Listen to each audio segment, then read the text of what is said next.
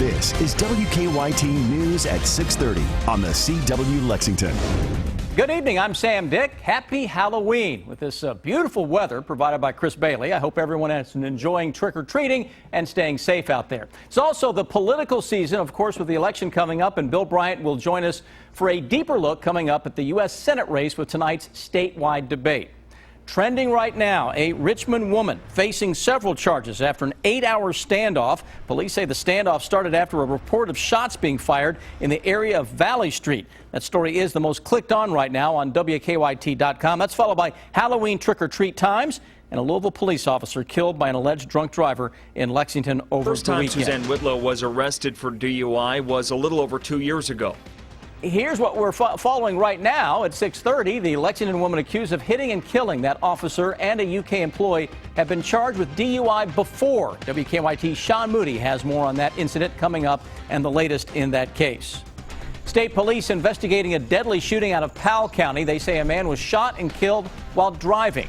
We have the latest on the investigation coming up as well. This is the only time that these two are going to be in that one-on-one encounter, and it will be interesting to see what kind of dynamic we have this evening.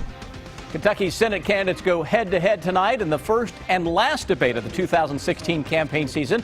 Our political expert, Bill Bryant, joining us later to break down the news about what to expect and where you can watch it. Chris joins us now and talk about what to expect. I mean, who would have thought that in October, almost November tomorrow, we're dealing with almost record temperatures? I think records will fall tomorrow. Do you really and think? Wednesday. I think some low 80 is a good likelihood. We teased, a week and a half ago, I said, remember Halloween 1950? It was 82 degrees around here, and then 3.5 weeks later, we had a blizzard. So things can change quickly around here. Let's warm it up. Let's warm it up. We're going to warm it up over the next couple of days indeed, Sam. And those temperatures out there today, chilly this morning, first half of the day. Into the afternoon, though, warming it toward the low 70s. And here's what we're looking at with our live sky cam. Clouds that are out there are not going to be producing precipitation. So, yeah, a little overcast, but you know what, kiddos? Hey, you're in tip-top shape as of right now. Look how much cooler it is across northern and northeastern Kentucky compared to the south. You got a better than 10-degree difference. This is where we have a warm front that is lifting its way from southwest to northeast. 80s this afternoon into southwestern Kentucky into parts of the Volunteer State. 84 into Nashville. Tomorrow it's low 80s for many of us. This evening, though, it's a little on the cool side. Now that the sun is setting, we'll see temperatures dropping through the 60s and into the 50s. Warm air for the next 2 days. That's November 1, November 2. Here's November 3 with a cold front that will be right on top of the area, and that will likely give us a good shot for some rain on Thursday. And with gusty winds, those temperatures behind this front will drop it towards seasonal levels. I don't see anything truly cold with this, but Sam, it's going to get us closer to where we should be as we roll our way into the end of the week and toward the upcoming weekend. We'll come back in just a few minutes to show you an hour-by-hour forecast that shows just how far up we go before we start to slide, buddy. Thank you, Chris. And tonight we're learning more about the woman Lexington police say hit and killed a Louisville police officer and a UK employee over the weekend. A WKYT investigation looked into 26-year-old Suzanne Whitlow's criminal record. And as WKYT's Sean Moody tells us, this was not Whitlow's first DUI. It's our top story at 6:30. Whitlow hasn't been here to Fayette District Court yet for this case, but she has been here in the past. Records show this is not the first time she's been accused of driving drunk. In fact, a case file shows she just completed a DUI education course last month. The first time Suzanne Whitlow was arrested for DUI was a little over 2 years ago. A Lexington police officer pulled her over near New Circle and Nicholasville Road for speeding 22 over the limit. The officer said Whitlow had an odor of alcohol, glassy eyes, and was unsteady. Records show Whitlow didn't show up for a hearing in October 2014, and a warrant was issued for her arrest. Whitlow was arrested again in January of this year on charges of probation violation and non-payment of fines. In July, the court ordered her to go to a substance abuse education treatment program. Records show she completed that program on September 18th, just a few weeks before police say she hit and killed 2 men while driving drunk early Saturday morning. A woman who answered the door at Whitlow's home said the family had no comment except that they're praying for everyone involved. There's a memorial to those two men, Louisville Police Detective Jason Schweitzer and UK employee Timothy Moore, at the corner of South Upper and Boulevard, just around the corner from where they were hit. UK senior Sean Willard said it's hard to think about what happened here. I mean, it's just scary that, two guys that were just minding their own business got, happened to be in the wrong place at the wrong time. It's not clear exactly when Whitlow will be here in Fayette District Court to answer to those charges. Police say she's still in the hospital. In Lexington, Sean Moody, WKYT. Friends and family have been remembering the two people killed in that crash. They say that Louisville Police Detective Jason Schweitzer was asking UK employee Timothy Moore for directions when the pair was hit by the car. Moore worked third shift at UK's central heating plant. We're told that the Navy veteran had 3 children and 12 grandchildren. Many remember Moore after working with him for years. They say he was proud of serving his country and proud of his family. Once you got to know him, he was a good guy, and people respected him. I mean, he was respected in our organization. The University of Kentucky brought in grief counselors to help employees during this difficult time as they come to grips with losing their coworker and their friend. State police have a lot of questions tonight that need help answering. They're trying to figure out who and why someone shot a man who was driving down a rural Powell County road on Sunday. Troopers say that 53-year-old David Rogers was driving on Mountain Springs Road when a bullet came through his windshield. He died at the scene. WKYT's Victor Puente is tracking the investigation. That car was stopped on this road. Inside was a man who had been shot. State police hope someone can lead them to his killer. Kentucky State Police were called to Mountain Springs Road around 4 Sunday afternoon. Vehicles stopped in the middle of Mountain Springs Road with a male in the vehicle. State police say 53-year-old David Rogers was behind the wheel of a Buick sedan that had come to a stop. It appears that in the early stages of the investigation, it appears that he was possibly shot while he was driving the vehicle. His brother lives just up the road from here, as does his mother. That brother told me this has devastated their family. State police, fish and wildlife officers, and the sheriff's department were here until around 11 o'clock Sunday night. The detective in charge of the case is now looking for witnesses who may have seen Rogers in the hours before he died. Mainly trying to get information for people who might have been with him earlier in the day or the night before, prior to him being found deceased. State police say while the car had come to a stop on this road, it was actually still in drive when first responders got inside. In Powell County, Victor Puente, WKYT. Rogers' funeral is planned for Wednesday at Davis and Davis Funeral Home in Stanton. Firefighters in Jessamine County trying to piece together what led up to a fire that destroyed a home this morning. It happened about 6 on Woodview Drive in Nicholasville. Investigators say the fire started outside the house in the yard. The woman who lives there tells us someone set their Halloween decorations on fire. Today, police identified a woman arrested after a long standoff with officers in Richmond. 46-year-old Sherry Lynn Rogers faces several charges, including 5 counts of wanton endangerment. Police arrested Rogers last night after an 8-hour standoff at her home on Valley Street in Richmond. Police say the standoff began after a report of shots fired. Police first thought that another person was inside the home. They used a state police robot to look inside. Police say Rogers shot at the robot when it went in. After hours of negotiations, police used tear gas, and Rogers ran out of the home and was arrested. Now to a developing story out of West Virginia. A federal judge has tentatively approved a $151 million settlement involving 2 companies sued over a 2014 chemical spill. That spill contaminated drinking water for 300,000 people. The deal came from more than 2 hours of closed-door negotiations this afternoon. The money will be distributed to the residents and businesses that lost their tap water for days. It's the last day on the job for Kentucky's Coal Association president. Bill Bissett is leaving the energy industry. Bissett is heading back to his hometown of Huntington, West Virginia. He'll be the next president and CEO of the Huntington Regional Chamber of Commerce. He says he's leaving just as Kentucky gets some good news about its coal industry. While we continue to see a slight decrease in employment, we are seeing some uptick in production right now. And I think there's a number of reasons for that. One is stockpiles have become low. Utilities are buying more coal. We're mostly a steam coal state. In other words, a state where our coal creates electricity. Bissett will take over his new role in Huntington tomorrow. It's debate night for Kentucky Senate candidates Rand Paul and Jim Gray. Our political editor Bill Bryant joins us in less than 3 minutes to break down the news about key issues they may focus on tonight. And those football Cats in contention for a trip to the SEC championship game after a big win on the road against Missouri. Dave Buzz Baker joins me later in the Sports Buzz. All right, welcome back to WKYT News at 6:30 on the CW Lexington. Kentucky's U.S. Senate candidates will meet on statewide TV debate tonight for the only debate of the 2016 campaign. Republican U.S. Senator Rand Paul and Democrat Lexington Mayor Jim Gray debating on KET's Kentucky Tonight. That hour-long debate begins tonight at 8 o'clock. Senator Paul is finishing up his first term in office. He ran for president back in 2015 and the first part of this year, but ended it after the Iowa caucuses. Gray is the two-term mayor of Lexington, Kentucky's second largest city, and this is the first and last time the two will debate in person, only the third time both candidates have actually appeared together. WKYT political editor Bill Bryant breaks down the news about what to expect tonight and in the final days of the campaign. Well, it will be interesting for voters to see these two face-to-face on statewide television live for 90 minutes. They have not had this kind of face-to-face encounter during this campaign.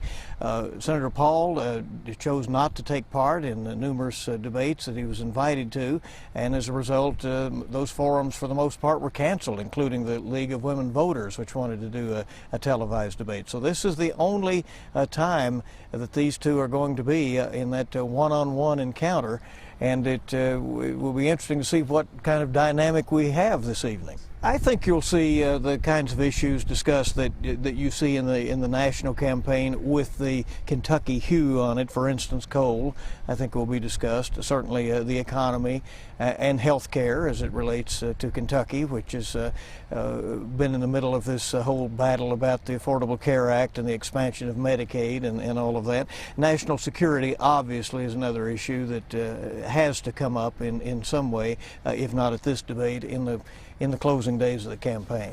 Well, Paul has a national profile and certainly is known as the incumbent senator, having been elected here in 2010 and then having run the presidential race that he did last year as well. But Gray knew that he came into this with a base of Lexington. He's a popular mayor here. His challenge has been to try to build on that and to try to reach out into the state and connect with other voters.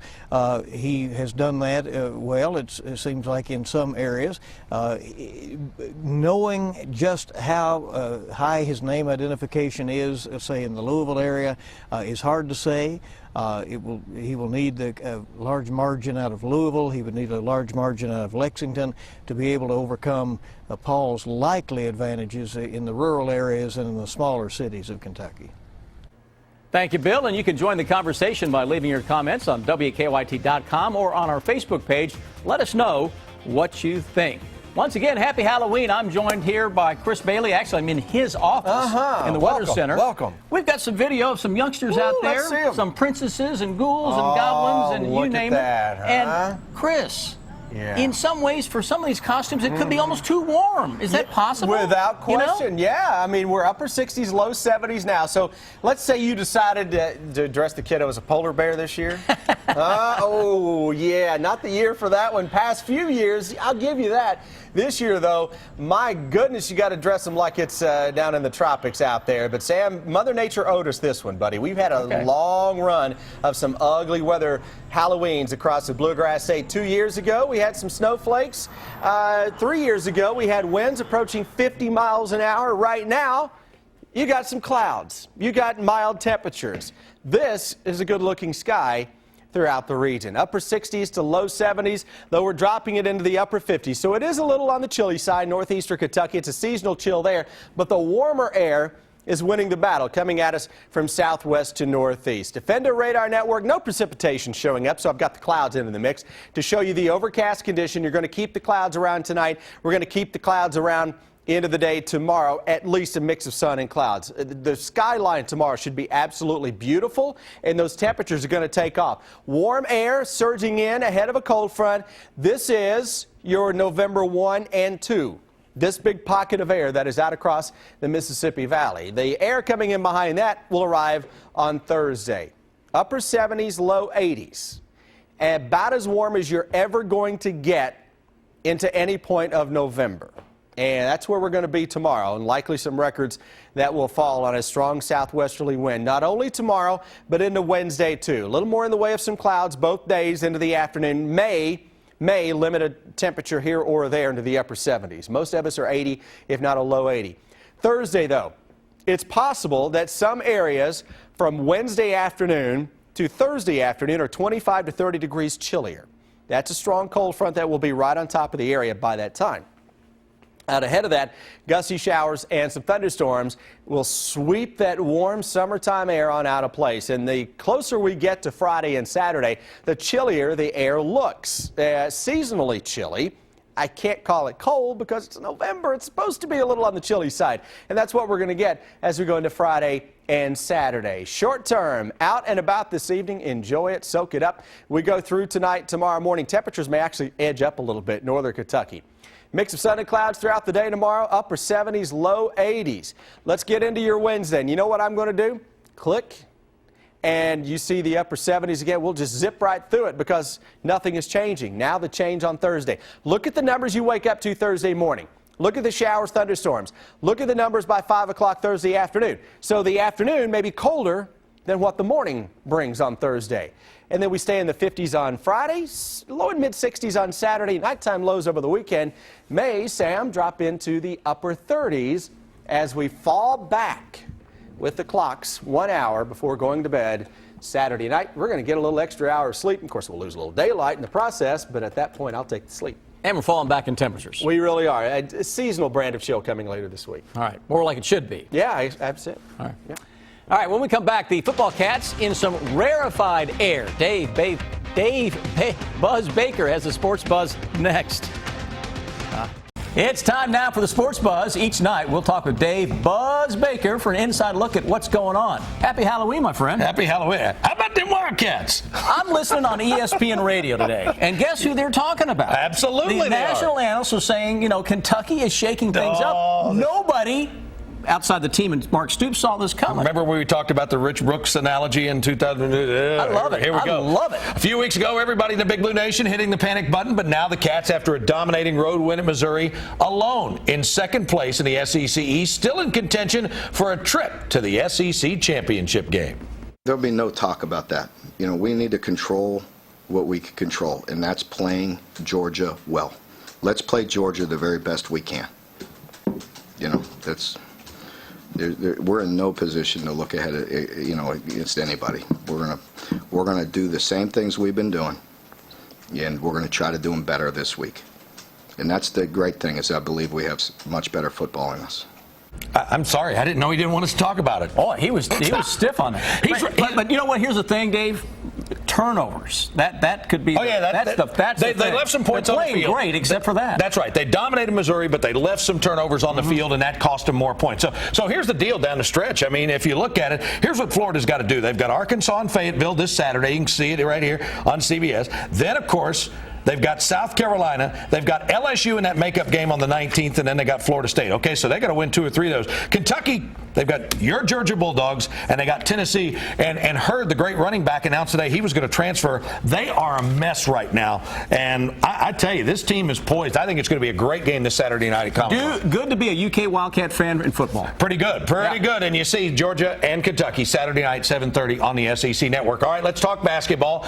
The AP Top 25 came out today after the exhibition win last night over Clarion. Duke, the runaway #1. Kentucky, #2. That's not surprising. Here's the thing to remember, Sam. Not since 2008 and 2009, when North Carolina did it, has the preseason #1 team won the national championship. I like the Cats being #2. Motivation for them going up against Duke and the rest. All right, let's take a look at some great plays over the weekend. How about that, just real quick? This is Pittsburgh State. Okay, now watch this. Okay, this is end of the half. Okay, this is going to take a while. We're probably not going to get to this last thing, so we'll go ahead. All right, so watch what happens here. They bring it out to about the 35. Intercepted the ball. Okay, and then here you go. How about a little lateral? Okay. All he's going to throw it back. How about another little lateral? Oh, my goodness. Okay. This is John Rodriguez, intercepted by Kevin Berg. Excellent. They finally lateral it to Edward Ritchie. Oh, my gosh. Who tossed the ball back to linebacker Jared Bishop, who gave the ball to Harold Brantley, who runs it in for a TD. How about that? All right, Cats in Georgia Saturday night. Let's get a crowd out there. Yeah, it should be a great one. I tell you, it's going to be a great night for it. Nothing else going on. Everybody be there to see you. You got it. Thank you, Dave. All right, thanks, buddy. All right, ahead tonight here on the CW Lexington, an hour of Family Feud is next. Then at 8, Supergirl, followed by Jane the Virgin at 9. Over on WKYT, Kevin Can Wait at 8. Man with a Plan at 8:30. Two Broke Girls at 9. The Odd Couple at 9:30. Scorpion at 10, followed by WKYT News at 11. Live, this is pretty neat. Students and staff at a Lexington elementary school dressing in red for Halloween Day. And you're asking why? Well, it's a show of support for a teacher battling cancer. Mickey Miller teaches at Mill Creek Elementary. She's been in and out of the classrooms this year with chemo treatments. She was there today to see the T-shirts in her honor. What a neat thing. Wow. Unselfish for the entire school. Isn't that great? Well, I hope everybody, Chris, out there's had a happy Halloween and a safe one. Beautiful weather. Can't ask for any better, on Halloween. Yeah, weather-wise, perfect out there. Temperatures this evening generally into the 60s for a lot of the trick-or-treaters.